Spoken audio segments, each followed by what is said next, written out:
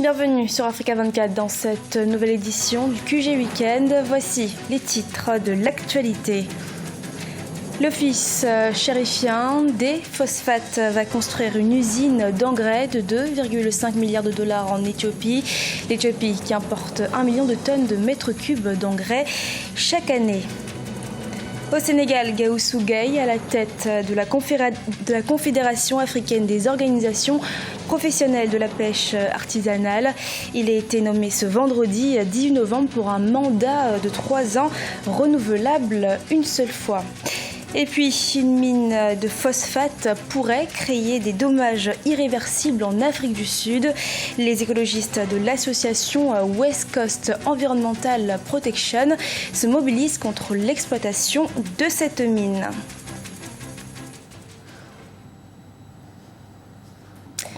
En Mauritanie, Cheikh Ould Haïtir, un blogueur, vit dans la tourmente. Le jeune homme avait été condamné à la peine de mort avant de voir les faits requalifiés en mécréance. Aujourd'hui, ses jours pourraient être comptés. Des chefs religieux mauritaniens demandent en effet son exécution. Idolette Mirabel Bissou. En Mauritanie, le sort du jeune blogueur Cheikh Ould Haïtir est encore incertain. Il est accusé depuis 2014 d'avoir blasphémé le prophète Mohammed. L'affaire avait fait des gros titres en 2015 avant de retomber dans l'oubli. Un groupe d'imams et d'autorités religieuses a appelé il y a quelques jours à l'application de la peine capitale, c'est-à-dire à l'exécution du blogueur mauritanien.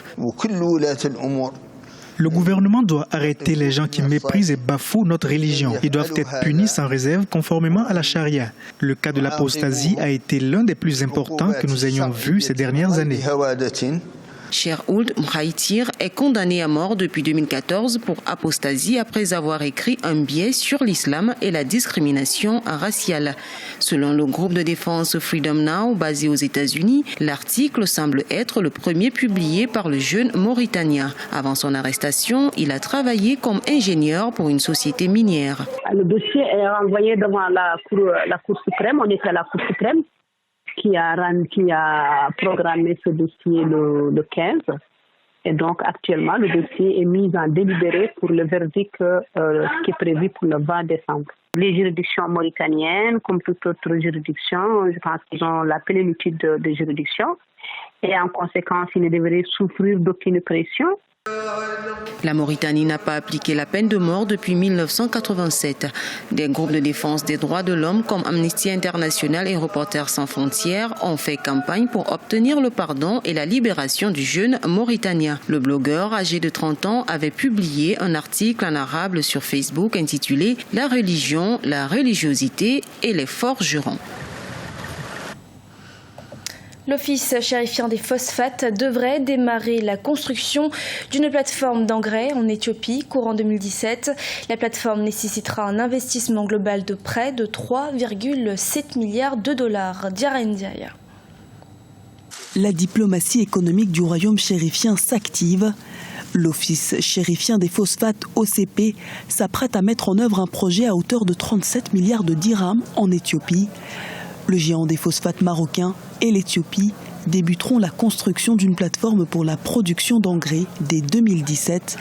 Le projet a été lancé à l'occasion du déplacement en Éthiopie du roi Mohamed VI ce samedi 19 novembre. Ce méga projet industriel nécessitera un investissement de 2,4 milliards de dollars dans sa première phase, afin de produire 2,5 millions de tonnes par an d'engrais d'ici à 2022, ce qui rendra l'Éthiopie autosuffisante en engrais avec un potentiel à l'export. Un investissement additionnel de 1,3 milliard de dollars est prévu d'ici à 2025, pour atteindre une capacité totale de 3,8 millions de tonnes par an d'engrais pour soutenir la croissance de la demande locale. L'OCP avait mis en œuvre une stratégie d'investissement de 18 milliards de dirhams entre 2010 et 2025 afin d'augmenter sa production de phosphate et de fabrication d'engrais. Cette stratégie ambitionne d'augmenter le volume de production de phosphate de 30 millions de tonnes à l'horizon 2017 et celle des engrais de 3,5 millions de tonnes. En réalité, le bras armé et je dirais même financier du Maroc est justement l'OCP. C'est une structure qui a été restructurée ces dernières années grâce à un haut fonctionnaire, un ancien de la Banque mondiale, Mostafa Terrab, qui a mené véritablement une révolution à l'intérieur de cette institution, qui aujourd'hui a bien compris que le problème numéro 1 de l'Afrique, c'est comment se nourrir demain. Une coopération sud-sud stratégique pour le Maroc. L'Éthiopie, dont la capitale Addis Abeba abrite le siège de l'Union africaine, est un acteur incontournable en Afrique, capable d'influencer la position d'un certain nombre de pays de la région sur les questions diplomatiques, en faisant de la coopération économique une base à partir de laquelle construire une normalisation diplomatique. Le Maroc met en avant toutes ses cartes afin de régler la question du Sahara, qui reste bien entendu le principal moteur de la diplomatie marocaine en général. Cette offensive diplomatique pourrait accélérer le processus de réintégration du royaume au sein de l'Union africaine. La Confédération africaine des organisations professionnelles de la pêche artisanale a un nouveau bureau exécutif. Cette nouvelle équipe dirigeante, conduite par le Sénégalais Gawusu Gaye, entend promouvoir cette activité qui contribue aux efforts de lutte contre la pauvreté sur le continent. Deogracia Sopodo. Ancien secrétaire général de la Confédération africaine des organisations professionnelles de la pêche artisanale, CAOPA, le Sénégalais Gawusu Gaye est devenu depuis vendredi 18 novembre 2016 le nouveau président de cette organisation interprofessionnelle. Élu pour un mandat de 3 ans renouvelable une seule fois, il succède ainsi au Mauritanien Sidi Ahmed Ibn Abeid et préconise une autre approche de gestion de la pêche sur le continent. Il se fixe pour objectif de relever les grands défis du secteur, liés notamment aux enjeux de sécurité alimentaire, de la création d'emplois ou encore de la gestion des ressources halieutiques. La pêche, avant d'être socio-économique, elle est d'abord culturelle. C'est notre culture. Donc s'il n'y a plus de poissons, non seulement on va perdre notre culture, et maintenant ça va accroître la pauvreté et la vulnérabilité de ces communautés côtières. Parce que la ressource halieutique, elle est extrêmement importante. Parce qu'aujourd'hui, ce que ça sert comme protéine animale, et que la ressource, elle est en Afrique. Donc il y a de quoi protéger ces ressources-là, qui servent de l'humanité une nourriture essentielle. Depuis quelques années, le secteur de la pêche suscite davantage d'intérêt de la part des organisations non gouvernementales et d'autres organisations de la société civile sur le continent. La plupart ont initié des projets visant essentiellement à assurer une gestion durable des ressources, car la pêche demeure encore dans de nombreux pays un levier pour le bien-être des communautés. Le poisson est devenu un enjeu mondial et qu'aujourd'hui, nous avons constaté en tant que pêcheurs, il y a la ruée des pays occidentaux, asiatiques, russes, vers les eaux africaines pour venir pêcher. On a eu trop de déclarations, trop de rapports, trop de discours. Tant qu'il n'y a pas des actes concrets, je ne serai pas vraiment optimiste à ce genre d'initiative.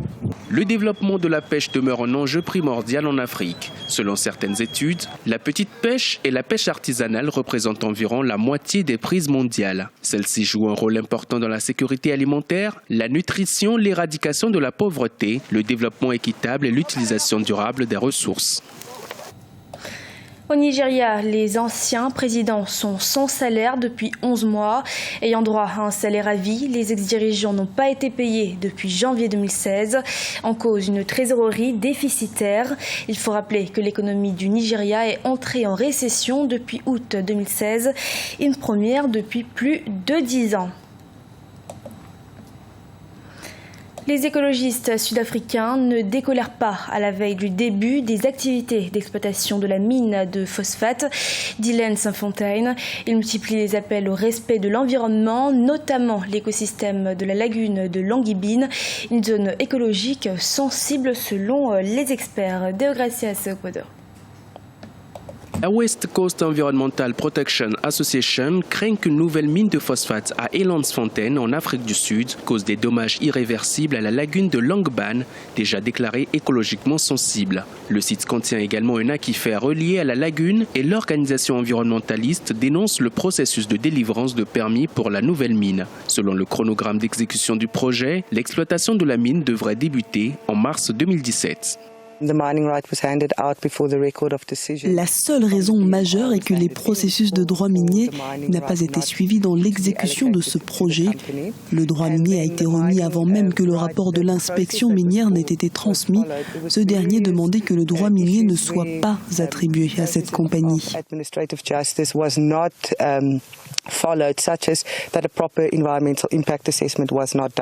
Évalué à environ 100 millions de tonnes, le site d'Elandsfontein contient le plus grand dépôt de phosphate sédimentaire de très haute qualité en Afrique du Sud. Plus d'une tonne de roches phosphatées destinées à être utilisées dans les engrais seront exploitées au cours des 15 prochaines années.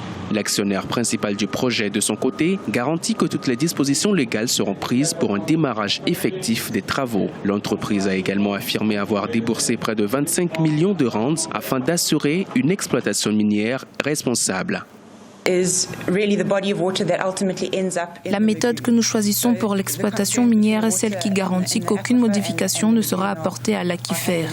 Nous ne faisons que déshydrater localement la zone minière afin de pouvoir l'exploiter en toute sécurité. Toute l'eau retourne directement dans l'aquifère et nous avons un plan de surveillance des eaux souterraines très complet entre la mine et la lagune, ce qui nous permet de détecter tout changement au fur et à mesure que nous produisons. Malgré les engagements et l'assurance de l'exploitant de la mine de phosphate, les écologistes restent déterminés. Le dossier a été transmis à la Cour suprême du pays qui devrait se prononcer courant 2017. Ce journal a été réalisé par l'ensemble de la rédaction. Nous vous remercions de votre fidélité. Dans un instant, une nouvelle édition de l'actualité sur Africa 24.